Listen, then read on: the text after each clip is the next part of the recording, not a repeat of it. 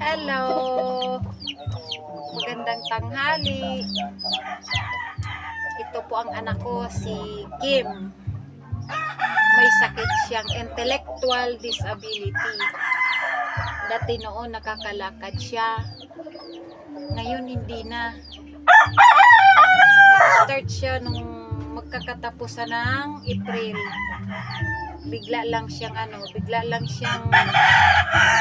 mapansin namin na hindi na siya makalakad. Tumayo siya, tapos bigla siyang nalugmo. Ito na ngayon.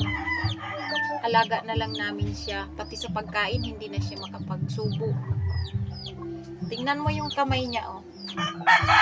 Ganyan na ang kamay niya. Para na siyang paralyzed. Pero hindi mo man siya masasabing paralyzed kasi itong braso niya, ito, naigagalaw niya yan malakas. Ito lang yung paa niya, yung hindi na niya maigalaw.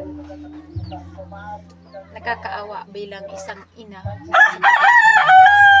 Napakahirap, lalo na walang wheelchair. Hirap buhatin.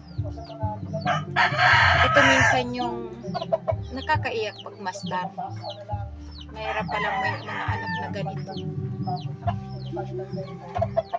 Ganito lang to. 18 years old na. Nag-18 siya noong February 24.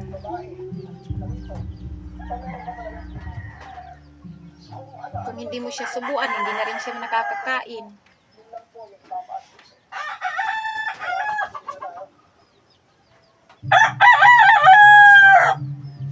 Yun lang, guys.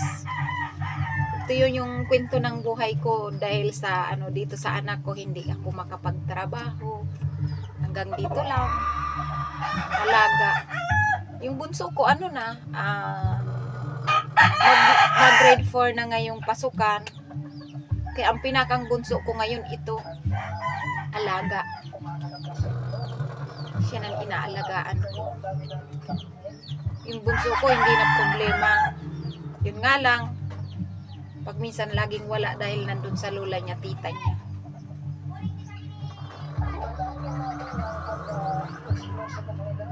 Pasensya na. Na-share ko lang yung yung problema ko. Ang tangkad nitong babae. Yan, oh. Lumiit na yung kanyang mga